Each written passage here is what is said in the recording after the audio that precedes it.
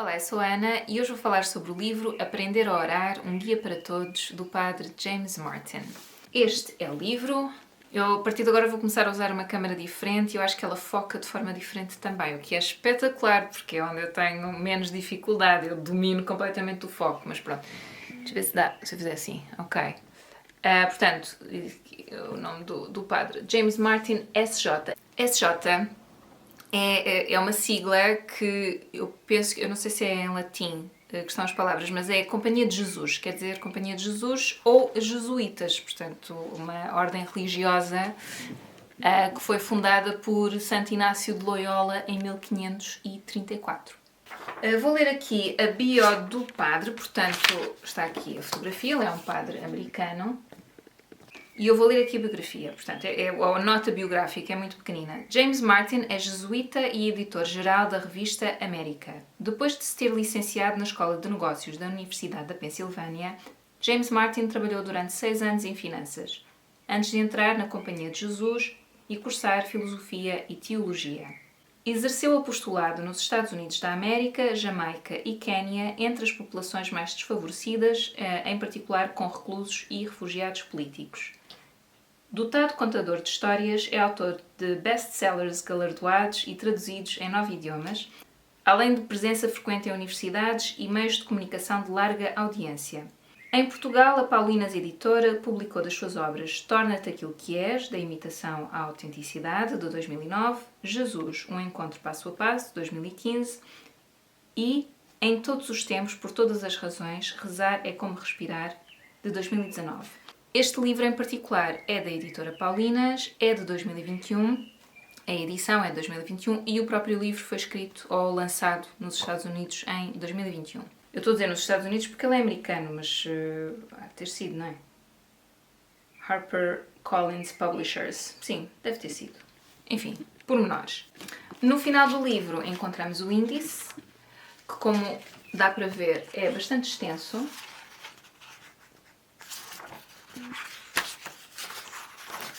Assim. E pronto. E este livro propõe-se fazer aquilo que aparece na capa, não é? Que é ensinar-nos a orar. Eu acho que ele também se propõe desmistificar algumas ideias que possam existir acerca da oração.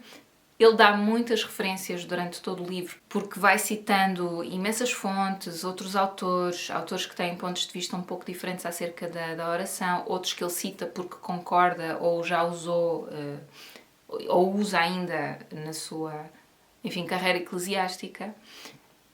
Portanto, é um livro, enfim, que é isso, que se propõe a dar-nos ferramentas para a oração e para não a deixar, enfim, esmorecer.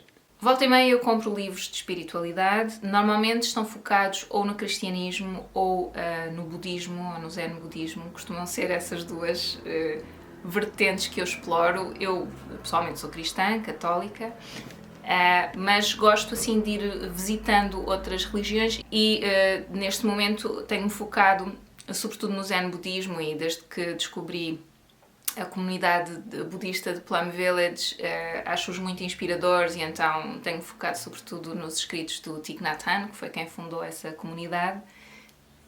E depois vou comprando outros livros que têm mais como temática a religião cristã.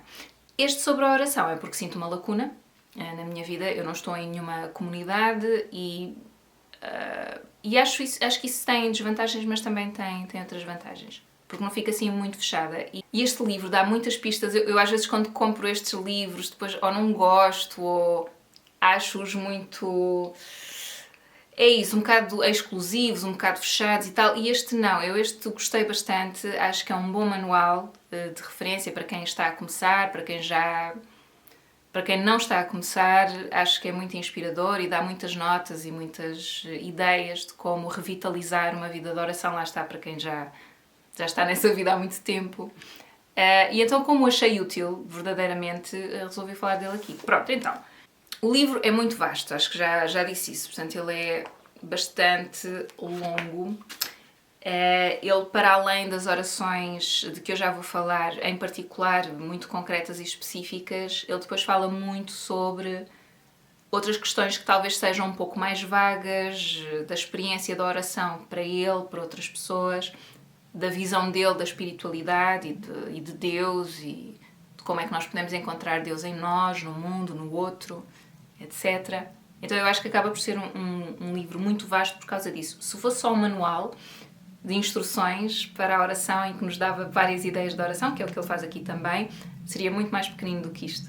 Pronto, mas como ele fala depois muito e sobre cada oração em particular, sobre várias formas de... Depois é isso, em cada oração ele dá várias sugestões de como explorar, de como variar, etc. É bastante dinâmico nesse sentido, por acaso, e eu acho que é bastante livre também, que acho que é algo positivo. Então acaba, lá está, por ser um livro muito longo. Então, ele neste livro repete várias ideias muitas vezes em cada capítulo. Uma das ideias que ele repete bastante é ver a nossa relação com Deus como uma relação com um amigo. Como é que tu falas com um amigo, como é que te diriges a um amigo, com que frequência falas com esse amigo. Enfim, portanto, ele faz muitas vezes essa comparação, essa analogia entre a relação que temos com um amigo com a relação que poderemos ter com Deus. E depois também fala muito sobre intercalar uma oração que seja mais formal, não é? Uma oração que nós se calhar vamos decorar, etc., com uma oração que será mais pessoal e mais informal. Uma conversa mais tocatulá, um pensamento, portanto algo que seja mais informal. E ele, no livro, ele incentiva bastante essa dinâmica e esse alternar de vários tipos de oração diferentes. E eu acho que é para não estagnarmos, para não perder a intenção, não é? Para não ser uma coisa já quase mecânica e quase sem pensar, por um lado, mas também para irmos experimentando, para irmos variando, vendo o que é que funciona melhor, o que é que não funciona, e depois, ok, encontramos uma oração de que gostamos e em que estamos a investir mais tempo, mas depois começa a ficar, a dada altura, já começa a ficar outra vez aborrecido, e então como é que podemos fazer para introduzir uma outra, etc. Portanto, ele fala muito dessa importância de alternar, e eu acho que tem em conta a nossa realidade como seres humanos, não é? E como seres humanos também que temos muitas outras distrações. Acho que tem isso em conta, acho que é bastante realista nesse aspecto. Ele aqui nas primeiras, quer dizer, não são bem primeiras páginas, já estamos na página 53, 54, 55, desculpem, tenho aqui um bloco em cima do colo com os apontamentos. Ele fala sobre o que pode ser a liberdade na oração e também o que é para ele a oração. Portanto, aqui logo na página 53 eu sublinhei um bloco, ou um parágrafo. O que sempre me compraz nestas peregrinações, portanto, peregrinações que ele faz volta e meia, sei lá, a Israel, sobretudo a Israel, parece-me a mim, portanto, que é a Terra Santa, não é? E então acho que faz, de volta e meia, fazem viagens ou peregrinações, retiros. E então ele diz, o que sempre me compraz nestas peregrinações é ver quão pessoal Deus é com os peregrinos, encontrando-os individualmente onde eles estão. Uma mulher afirmou que ouvir a passagem do Evangelho, lida durante a missa diária, a tocou até ao âmago do seu ser, comovendo-a até às lágrimas. A outros, a leitura nada lhes disse de especial. Outra mulher sentiu que a oração no jardim de Getsemani quase mudou a sua vida, enquanto um companheiro de viagem acerca do mesmo lugar referiu: não me causou grande impressão. Uma excursão à Igreja da Natividade emocionou um homem e incomodou outro. Demasiado barulhenta, disse o último. Deus fala de maneiras altamente pessoais, ajustando a aproximação a cada um. E isto é algo de que ele vai falando depois também. Há muitas ideias que ele vai repetindo. E esta ideia de às vezes nós termos uma determinada expectativa do que deve acontecer quando paramos para fazer uma oração, do que deve acontecer naquele momento ou no dia seguinte, às vezes é uma expectativa que é irrealista. E depois lá está, a minha experiência num determinado local, num determinado retiro, o que seja, não vai ser igual à experiência da pessoa que está ao meu lado. Pronto. E então ele vai falando disso também, dessa gestão de expectativas, de não nos compararmos, de não compararmos experiências. E há uma citação que ele faz aqui uma citação não, algo que ele escreve aqui na página 75, em que ele diz: Deus é maior do que a religião. E eu gosto muito desta frase, porque, pelo menos da forma que eu interpretei, é que Deus é... Lá está, é assim, literalmente Deus é maior do que a religião cristã, do que a religião muçulmana, não está fechado nessas religiões. E é assim que eu o vejo. Vai de encontro à minha visão. Pronto. É claro que ele não diz isso no livro, mas a forma como eu vejo é que o Deus, eu acredito em Deus, pronto, e que o Deus é o mesmo para todos e está cá para toda a gente, mesmo para as pessoas que não acreditam. Eu acredito que ele está cá para essas pessoas também. E depois, consoante o sítio onde tu vives e, enfim, aquilo que é o nosso passado, até chegarmos onde estamos agora, criaram-se religiões diferentes. Pronto, algumas que têm pontos em comum, como as religiões abrâmicas, não é? A religião muçulmana, judaica, cristã, e depois outras que são completamente diferentes, o budismo, o taoísmo, sei lá, eu já não sei do que é que eu estou a falar, mas pronto, enfim, outras religiões que não são as religiões abrâmicas. Então, eu interpretei assim, e então gostei muito desta frase e anotei-a também, porque acho que é, para mim isso é importante, reter.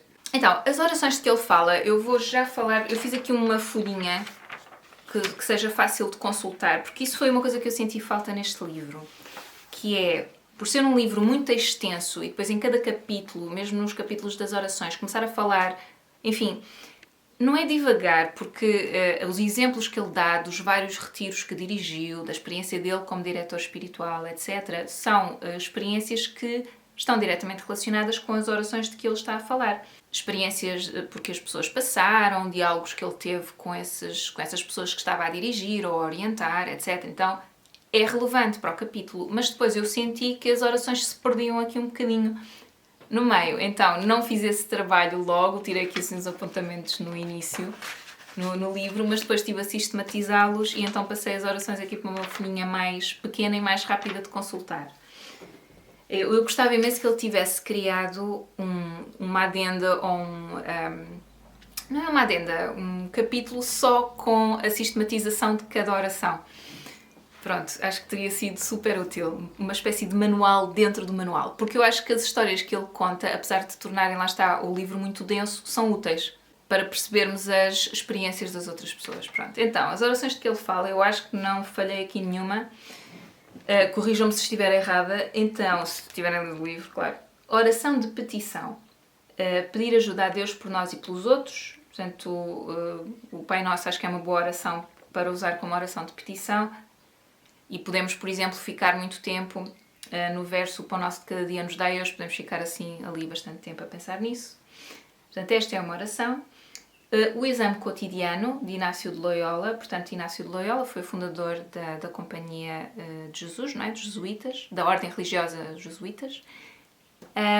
E então há muitos exercícios que foram criados por ele, e, inclusive os exercícios espirituais, que acho que no conjunto são muitos exercícios que acho que dão para um mês, e acho que é comum os padres, ele também fala disso aqui várias vezes, os padres jesuítas, e eu não sei se padres de outras ordens religiosas também o farão, não sei, mas eu deduzo que os jesuítas terão de o fazer com alguma frequência, ou pelo menos uma vez por ano, ou 2 vezes por ano, em que é um mês em que fazem os exercícios espirituais.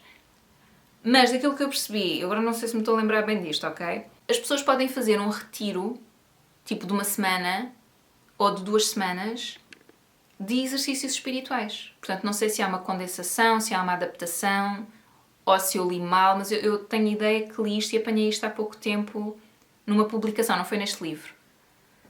Não me lembro de ter lido isso neste livro, mas tenho ideia que li algures. Pronto. Mas os exercícios espirituais não aparecem aqui. Portanto, estamos a falar de orações mais pequenas. Então, depois temos aqui o exame cotidiano, era disso que eu estava a falar quando me perdi. Portanto, que é marcar os tempos em que se consegue ver particularmente a presença de Deus. Pode ser ao final do dia ou na manhã do dia seguinte. Portanto, estamos a rezar sobre o dia que acabou de passar ou no dia anterior. Ou sobre o dia anterior. A versão que este padre utiliza, porque ele diz que é sugestões. Muitas vezes ele diz que isso é uma sugestão. Podem adaptar, podem fazer assim. E então ele dividiu em 5 pontos. Primeiro, presença, em que dizemos eis-me aqui, tipo, apresentamos, e acho que a ideia aqui é desligar um bocadinho e pôr-nos na presença, desligar um bocadinho do mundano, é isso, e ligar-nos um bocadinho à presença de Deus, acho que é isso, colocar-nos na presença de Deus. O ponto 2, gratidão, portanto, os momentos de que estou grata. Terceiro ponto, revisão, portanto, é uma revisão do dia, de manhã até à noite, e acho que também é bom para a memória. Quarto ponto, arrependimento, portanto momentos, situações, etc., dos quais me arrependo, assim, identificar. Esta para mim é um bocadinho mais difícil, porque às vezes penso assim, eu não me arrependo de ter feito nada, e também não posso dizer que me arrependo de ter sentido determinadas coisas, porque são emoções, aparecem. Mas, se calhar, sim, às vezes acontece, arrependo-me de ter falado desta maneira, ou de ter... Comigo normalmente são coisas dessas. Ou de ter sido mais ríspida, ou de ter falado assim ao assado, pronto. Vejo o arrependimento dessa forma. Ou podem ser outras coisas mesmo. Ações mais... o que seja. 5, graça. Portanto, aqui é pedir ajuda para melhorar algo, estar mais atenta a algo e tudo o resto. Portanto, é pedir a graça. E eu penso que pode ser para mim, pode ser para os outros, acho que é um bocado livre. Terceira oração, contemplação inaciana, e aqui é compor o lugar com os 5 sentidos. Quando leio uma passagem da Bíblia, posso tentar inserir na cena o que vejo, o que ouço, o que cheiro, o que sinto ou imagino que sentiria se estivesse inserida nessa cena bíblica, o que saboreio, não é? Se for uma cena em que há uma refeição, e isso acontece às vezes, sobretudo no Novo Testamento, em que Jesus Cristo se junta, ou está com os discípulos, ou está com os... como é que se chamam? Aqueles... Caramba! Que cobram os impostos, como é que se chamam? Está-me a faltar a palavra, mas enfim. Mas há várias cenas em que há uma refeição, então, pronto, o que saboreio pode ser usado nesse caso. Pronto, então não é um regime rígido, mas são algumas sugestões de como nos podemos inserir na cena. E ele chama este capítulo, se não me engano, oração com imaginação, ou de imaginação, deixa cá ver. O dom da imaginação. É o dom da imaginação. Que engraçado, eu pensava que ele dizia mais... É isso mesmo. Pronto. Depois, quarta oração, a Lectio Divina, que traduzido... Portanto, Lectio Divina eu diria que deve ser latim. E então, traduzida é leitura santa ou leitura sagrada.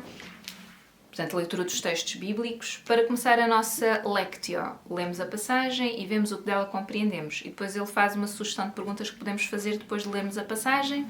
O que diz o texto? O que me diz o texto a mim? O que é que eu pretendo dizer a Deus com base neste texto? Que diferença pode fazer este texto no modo como atuo ou como vivo?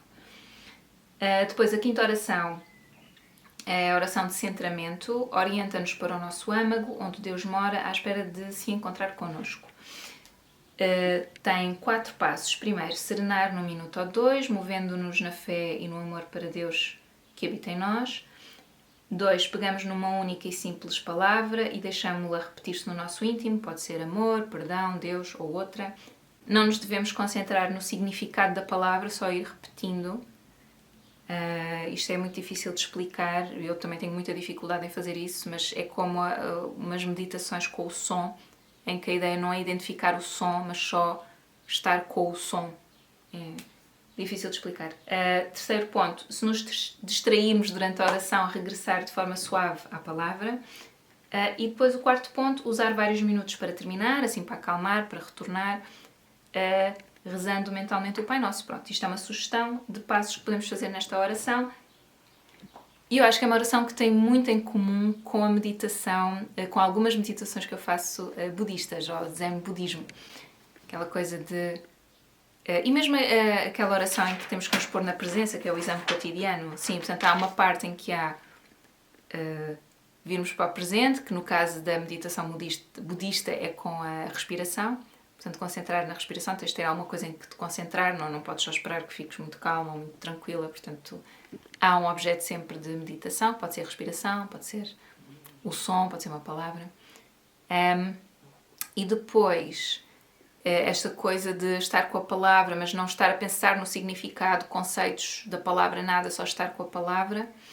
Nós escolhemos por um motivo, mas depois estamos a repeti-la sem estarmos muito concentrados nesse motivo ou nesse significado. E depois, se a nossa atenção dispersar, porque é natural que isso aconteça, trazê-la suavemente novamente para a palavra. No caso da meditação budista é para a respiração, trazemos novamente para a respiração. Então achei aqui vários pontos em que me achei super interessante.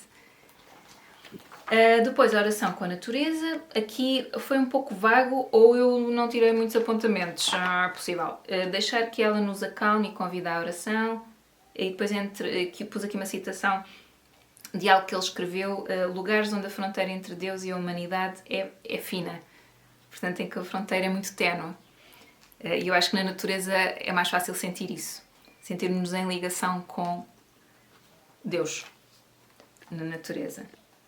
Depois coloquei aqui outras formas de orar ou de procurar a oração e pus procurar direção espiritual, participar em retiros, participar numa partilha da fé, que é muito parecido também com a Dharma Talk do Zen Budismo, escrever um diário. Pronto, ele deixa aqui também estas outras sugestões de coisas que podemos fazer. Pronto.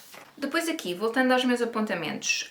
Antes de passar à frente, meu Deus, por acaso isto tem vários apontamentos, mas este livro é muito mais vasto ainda do que isto. Mas enfim, então, eu pus só aqui alguns pontos negativos do livro. Então, eu não sei se eu deduzo que seja uma questão da tradução, portanto, eu posso estar a ser injusta, mas se o livro foi publicado em americano ou em inglês em 2021 e já foi publicado cá em Portugal em 2021, parece-me que não houve muito tempo para fazer uma tradução com a devida...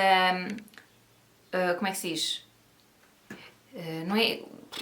Com aqueles cuidados editoriais, fazer uma revisão. É isso, era a palavra. Portanto, fazer uma revisão do texto assim como deve ser. Porquê? Porque o livro tem uma coisa estranha que é, ele está a falar connosco e umas vezes trata-nos por tu e às vezes na mesma frase trata-nos por você. Eu vou dar aqui um exemplo que eu anotei até uma página em que isso acontece, mas isso está sempre a acontecer no livro. Ou começa a tratar por você e depois trata por tu. Eu anotei aqui 232, foi quando eu disse, já agora vou dar um exemplo. Eu anotei para fazer essa notinha. Não, esta foi porque eu achei piada. Então, ele faz muitas vezes, eu acho que isto é uma questão da tradução, portanto, acontece muitas vezes, ele no início da frase está-nos a tratar por tu e depois passa a tratar por você e vice-versa. E depois há aqui uma que eu até me ri, em que ele diz qualquer coisa, a oração é imaginativa, talvez pareça infrutífera para algumas pessoas, porque não sei o quê, papapau, se isto descreve tudo bem, não se preocupes. Não se preocupe. Está resumido nesta pequenina frase este problema de tradução que está neste livro. Pronto. E uma outra gralha, mas para mim essa foi aquela que me saltou mais à vista. Pronto, e depois a única outra coisa negativa que eu anotei, porque eu realmente às vezes depois ficava um bocadinho cansada, é porque por serem uns capítulos às vezes muito extensos, que as orações se perdiam um pouco aqui. Então, na página 126, ele fala do exame cotidiano, mas aparentemente eu não fiquei muito clara acerca do que era o exame cotidiano exatamente, não sei se foi isso. E ele depois, no fim do livro, na página 281, portanto mais de 100 e tal páginas depois, mais de 150 páginas depois, faz uma descrição do exame cotidiano que é espetacular, que é marcar os tempos em que se consegue ver, particularmente a presença de Deus. Eu estava a ter alguma dificuldade a perceber qual é o objetivo do exame cotidiano. É claro que, pronto, isto é porque também nós estamos muito focados sempre em objetivos, não é? Outra coisa que às vezes me incomoda um bocadinho no livro é quando ele começa a dizer porque Deus quer que tu faças assim, ou porque Deus quer que tu faças assado. Eu embirro muito com esse tipo de, de forma de colocar a questão, mas depois é engraçado porque ele, lá está, por isso é que eu não sei se não será um problema da tradução, porque ele a dada altura mais à frente diz, porque o que Deus quer, ou pelo menos na minha visão, eu sei que ele faz essa ressalva, pelo menos na minha visão, ou do meu ponto de vista, Deus quer isto. Mas noutras alturas do livro não é muito mais categórico. Pronto, e eu não vejo... Porque, quer dizer, eu acho que ninguém tem a certeza do que é que Deus quer. Nós imaginamos que sim, e na minha perspectiva será sempre algo positivo e que nos faça sentir bem, estarmos de bem com os outros e com o mundo, mas também não tenho a certeza, mas diria que sim. Pronto, e ele depois também fala de uma questão que eu acho interessante, que é quando é que nós sabemos que a voz que nós ouvimos, entre aspas, pronto, a presença que nós sentimos é Deus, ou pode ser às vezes um espírito maligno, ou a nossa própria consciência. Pronto. A questão do espírito maligno, eu sempre que leio, torço-me toda por dentro, porque eu não imagino... Ou seja, eu acredito em forças malignas. no sentido em que eu acho que todos nós as carregamos connosco e que podemos dar-lhes mais espaço na nossa vida e deixá-las transbordar, e às vezes fazemos sentir-se mal outras pessoas e somos maus para nós mesmos e tratamos-nos mal, ou seja, força maligna nesse sentido, não é tanto uma questão de eu achar, pronto, não é pelo menos a minha perspectiva, de eu achar que anda mesmo aí um demóniozinho a fazer mal e a tratar mal, eu não acho muito. Pronto, eu acho que é assim, depois, lá está, estas questões, quando eu começo a entrar por aqui, eu quando pensei, vou falar sobre este livro, assim, vou-me cingir muito concretamente àquilo que o livro fala e tal, porque se eu começo a entrar por estas questões, eu vou-me baralhar toda, porque é muito difícil para mim falar destas questões de espiritualidade, porque às vezes nem há palavras para descrever algumas coisas, eu pelo menos não as tenho. Pronto, e então depois torna este tipo de solilóquio, não é? Que depois ainda por cima não tenho aqui ninguém a conversar comigo, torna isto assim um bocado confuso, eu acho. Para mim é um bocadinho. Então vou avançar. Ele fala aqui, a dada altura, vou pegar aqui no meu bloco de apontamentos, que é... sim, porque ele muitas vezes, ele repete muitas vezes, ou refere muitas vezes, a ação de Deus em nós. Portanto, quando eu sinto algo positivo e não sei bem de onde é que vem, quando eu tenho vontade de orar e tal, ele acha que é Deus a atuar em nós. Quando sempre, claro, que faço algo positivo, etc., ele acha que é a ação de Deus. Portanto, tudo aquilo que é positivo é a ação de Deus. Então, para ele é uma forma de discernir se é uma voz que vem de Deus ou não, porque se for de Deus vai ser sempre positivo. E ele até faz um guia possível para tentar discernir. Eu falo muito de discernimento e acho que para os jesuítas o discernimento é muito importante. Discernir o que é uma coisa, o que é outra coisa. Então ele diz que, à luz da sua experiência como diretor espiritual, quer dizer, não, vou citá-lo ele, mas à luz da minha experiência como diretor espiritual, essas palavras ou expressões, enfim, que nos possam surgir, partilham frequentemente certas características. São curtas, ele depois desenvolve em cada ponto. Eu vou só ler as gordas. São curtas, são surpreendentes, assim parece que surgem do nada, fazem sentido e vão direto ao assunto. Pronto. E eu achei engraçado, é isso, ele depois desenvolve em cada ponto, então para tentar discernir o que é que vem de Deus e o que é que não vem de Deus. Ou o que é que pode estar a vir de nós, dos nossos desejos. Depois ele fala também de levar emoções negativas para a oração. Na perspectiva dele, sim, deves levar as emoções com que estás. Se estás com vontade de orar, mesmo que estejas furiosa com alguma situação, ou furioso, revoltado, o que seja, que deves levar. É isso. Portanto, na perspectiva dele, Deus é um amigo, então nós devemos dirigir-nos a ele como a um amigo, com respeito, com cuidado, mas falar de tudo, mesmo dessas coisas que nos apoquentam, pronto, e que nos estão a deixar revoltados e até zangados com ele também. Portanto, ele incentiva um bocado essa relação muito próxima. E depois fala aqui da diferença entre culpa e vergonha, que eu achei, quer dizer, eu identifiquei-me com isto quando li, que é na página 172, que ele a dada altura diz: lembre-se, a culpa diz, fiz uma coisa má. A vergonha afirma, sou uma pessoa má. E eu achei piada, identifiquei-me, porque eu às vezes penso isso de mim, faço alguma coisa que depois em consciência percebo que fui injusta, ou que fui bruta, ou que fui não sei o quê, e já estou a dizer, pá, eu sou mesmo bruta, pá, eu sou mesmo pau. E depois penso, não, eu não sou, eu fui realmente parva, mas naquela situação portei-me mal, mas não sou essa pessoa. Pronto, e às vezes faço isso para as outras pessoas também.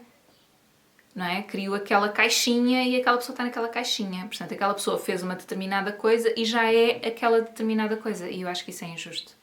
Não é? Porque todos nós temos momentos em que fazemos coisas de que depois nos arrependemos e que estamos a tentar corrigir.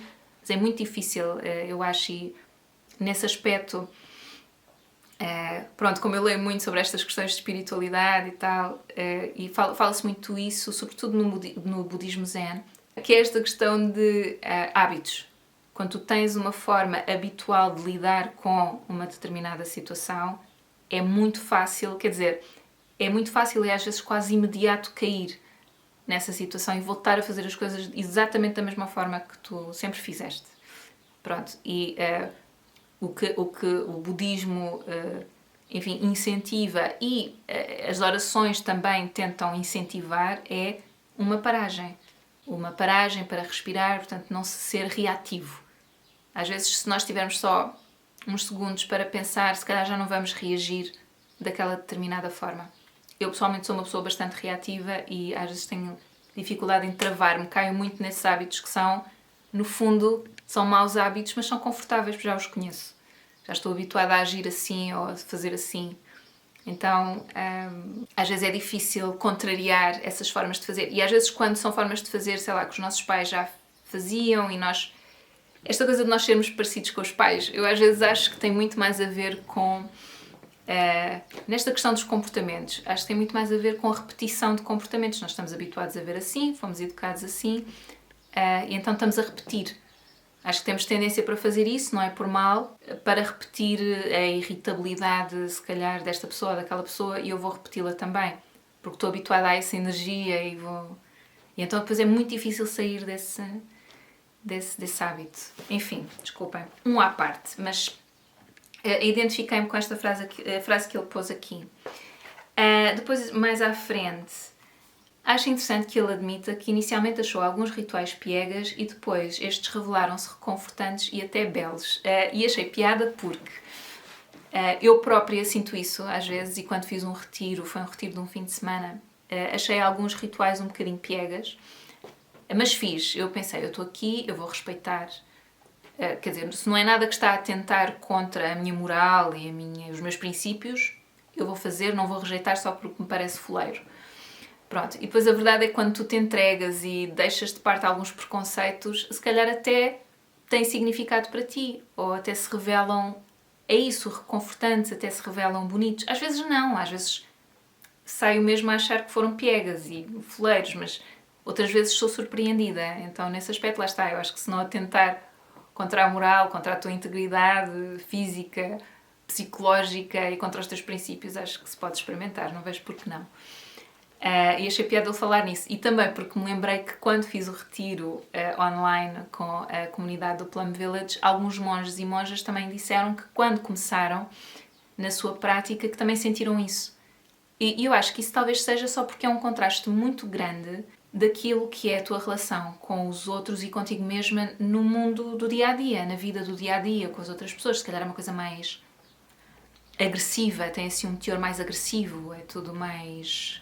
rápido e não há muito lugar para essas coisas, porque isto são tudo construções nossas, tudo, não é? Porque é que eu acho piegas? Porque é que eu acho foleiro? E ele diz isto, pronto, que inicialmente alguns rituais, quando ele estava no viciado dele, que achava assim aquilo um bocado coisa, e depois fala de num retiro, aqui na página 195, eu até achei isto bonito. Eu estava mais, pronto, a história é mais longa do que aquilo que eu vos vou ler aqui, porque este vídeo já vai longo. Mas ela, acho que ele estava numa parte, num ritual de oração com outras pessoas, lá está, aquilo que ele achou aquilo um bocado desconfortável, em que as pessoas estavam tipo numa fila, e depois vinha uma pessoa e punha as mãos no ombro da outra pessoa e era uma espécie de corrente de energia, entre aspas. Exato, era, portanto, uma pessoa estava sentada numa cadeira e outras pessoas, acho que aleatoriamente, não havia fila, acho que isto era aleatoriamente, uma pessoa levantava-se e colocava as mãos nos ombros. Pronto, e ele diz aqui, enquanto eu pensava na minha necessidade de reconciliação, perguntei-me de novo porque é que Jesus não respondera à minha oração. Em determinado momento vi uma mulher idosa com uma face amável levantar-se e sentar-se na cadeira. Conforme já descrito, fui até ela, coloquei as minhas mãos sobre os seus ombros e pediu a Deus que a ajudasse. A seguir, ela e eu trocámos de lugares. Ok, este era esse ritual. Sentei-me na cadeira e ela levantou-se e pôs-se atrás de mim. Depois de colocar as suas mãos sobre os meus ombros, surpreendeu-me ao curvar-se. Aproximou-se, quase tocando na minha orelha esquerda, e começou a sussurrar. O que é que ela está a fazer? Não devemos dizer nada, pensei. Ela sussurrou. Fica a saber que és filho amado de Deus. Portanto, naquele sentido em que, às vezes, as mensagens de Deus chegam-nos por outros meios. E neste caso por uma mulher que não sabia que ele estava preocupado porque ainda não tinha recebido uma resposta a uma oração e estava nessa expectativa. E ela diz-lhe aquilo e para ele aquilo foi um sinal de Deus que chegou daquela forma. Pronto. Depois, mais coisas. Eu achei bonito. Depois aqui na página 246, ele diz a dada altura... Outros cristãos consideram a oração de centramento, lá está, aquela de que eu falei, em que é mais silenciosa e nós estamos com uma palavra na mente e tal. Outros cristãos consideram a oração de centramento suspeita porque parece aproximar-se perigosamente do budismo zen e de outras práticas orientais.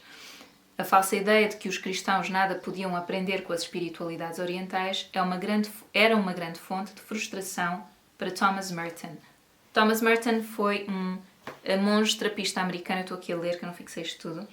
Ele viveu entre 1915 e 1968. É um autor que este padre refere muitas vezes. Ele era poeta, escritor, ativista social e estudioso de religiões comparadas. E acho que viveu em alguns países orientais também. Mas quanto mais li acerca da oração de centramento, mais tontas se tornaram as minhas objeções, porque a ideia de Deus habitando dentro de nós é uma fundacional crença cristã. Pronto, ou seja, da forma como eu interpretei isto, é que mesmo que nós encontremos alguns pontos de contacto entre a nossa religião e outra religião, isso não é negativo.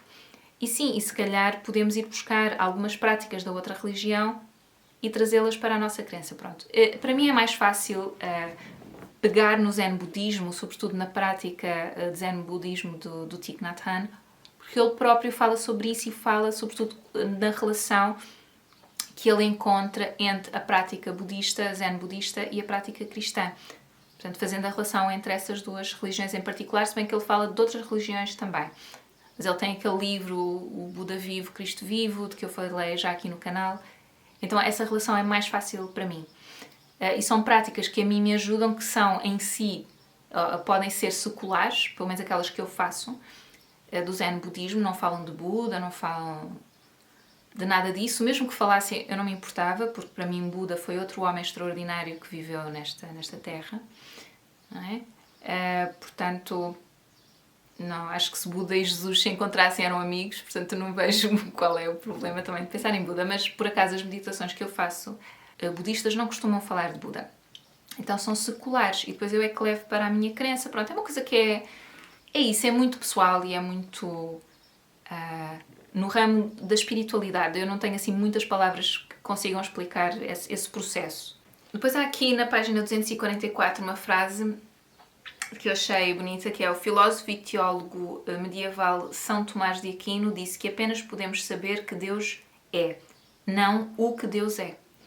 Portanto, só podemos saber que Ele existe, mas não o que é. Então, estar a tentar, enfim, fechá-lo numa determinada religião e dizer esta é a correta, bom, foi assim que eu interpretei esta frase. Acho que esse não é o caminho.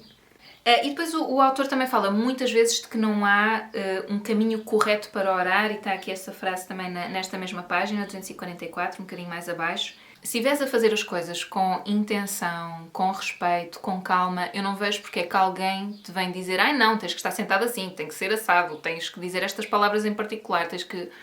Pronto, e ele fala sobre isso aqui no livro muitas vezes, que conheceu pessoas que se desgostaram com a prática da oração porque alguém lhes veio dizer não é assim. Tens que fazer assim. E que isso, enfim, mexe um bocado com ele porque ele não acha. Ele acha que cada um deve encontrar, enfim, a sua forma de fazer a oração. Claro, se for sempre com respeito, não é? Essa parte é importante, obviamente, mas depois, a partir daí, tudo o resto é um pouco pessoal. É claro que eu acho que nós podemos aprender alguns rituais, desculpem, telemóvel, ou rituais de oração, ou algumas orações em particular, e podemos aprendê-las, claro, mas dizer só podes fazer isto e desta maneira, ele às vezes até sugere em algumas orações em fazer uma alteração, sei lá, há uma palavra de que eu não gosto, ou que eu acho que me incomoda. Ele dá um exemplo, eu acho que não anotei. Infelizmente acho que não anotei, deixem-me cá ver aqui nestes apontamentos. Não, apontei, aqui na página 117...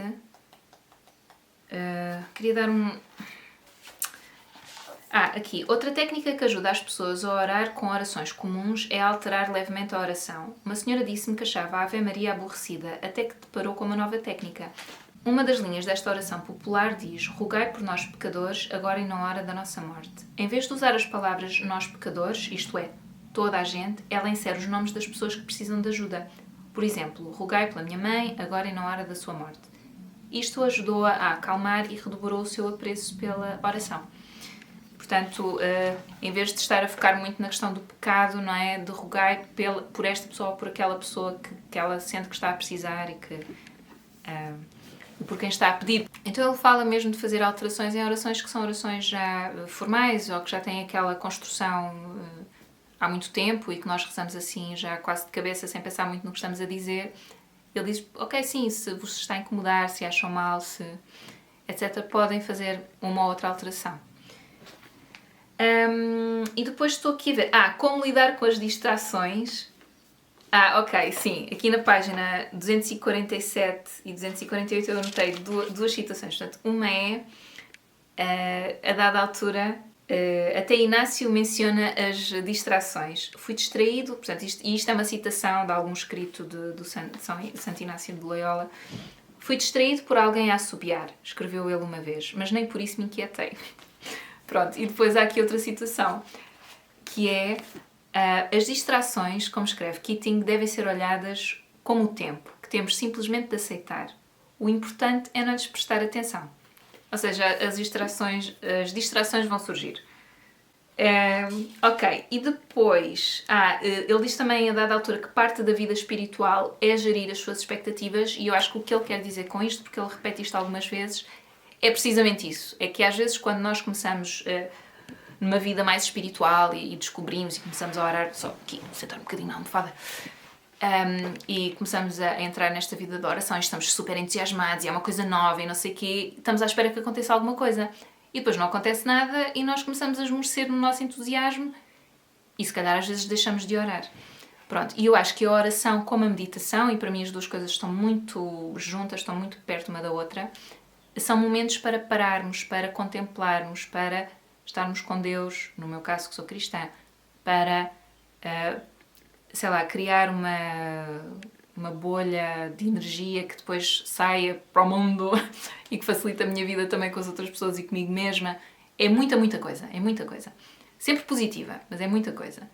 E então é importante para mim, e eu às vezes tenho que me lembrar disso, não ter uma expectativa de que vai acontecer algo. E mesmo na meditação, que vou ficar muito calma, vou ser a pessoa mais calma do mundo. Não, isso está errado. Já estou a fazer mal a meditação. Portanto, porque a ideia é estar ali e só estar ali, não estar a pensar, porque se estás ali já a pensar no que é que pode acontecer, já não estás a meditar, já estás a pensar no que é o teu desejo e no que é a tua expectativa. Não é? E o mesmo na oração. Se já estás a pensar o que é que estás à espera que Deus te mande uma mensagem ou qualquer coisa, já não estás na oração. Já estás a pensar no que é que Deus te pode dizer.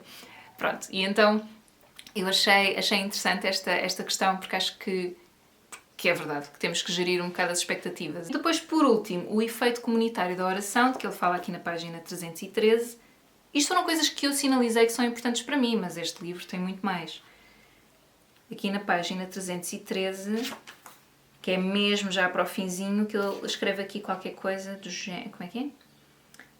A vida de oração não é simplesmente para o nosso próprio benefício. É intentada também para nos encorajar a crescer, a mudar, a atuar. E ao longo deste processo, a tornar-nos mais fiéis a Deus e mais amáveis para com as outras pessoas.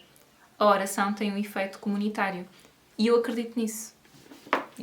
Da mesma forma que acredito que a meditação também. Pode-me servir a mim, mas também torna a minha relação com as outras pessoas um pouco mais fácil. Se é sempre fácil, não.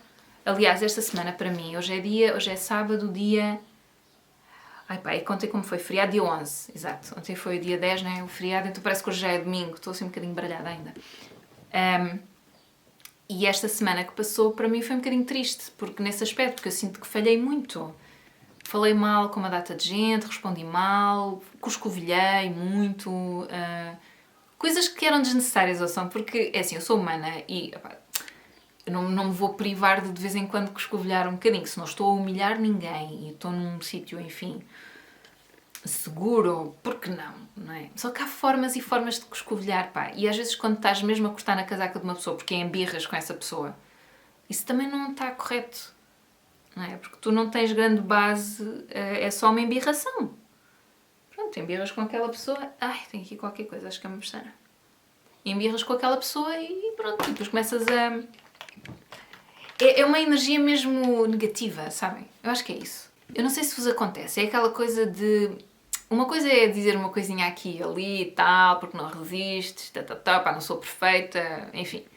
Mas outra coisa é estares mesmo a cortar na casaca e estares a ser mesmo mazinha. Há uma diferença. E eu esta semana sinto que me portei muito mal.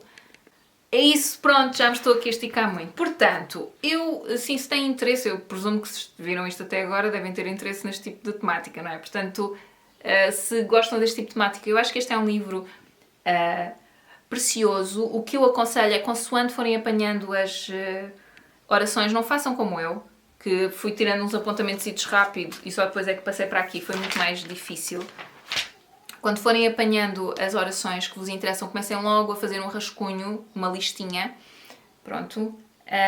Mas tirando isso, acho que é um livro que acaba por prender, sobretudo com as histórias de pessoas que, como nós, também têm vidas que são mais ou menos difíceis, que têm alturas que são mais ou menos difíceis e que tentam procurar na oração um consolo, uma orientação, assim, uma ajuda.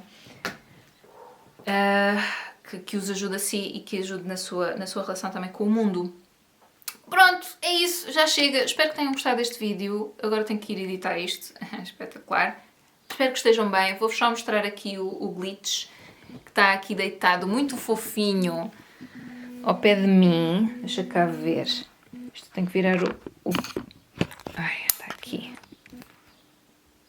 Eles agora... Eu estou a tentar isolar a casa para não ficar tanto calor, mas pronto, mas estes gatos... Este aqui, nem sei como é que ele está aqui na cama, que está a estar um bocado quente. Mas ele é muito fofo. Ele é muito fofo. Ai, meu Deus.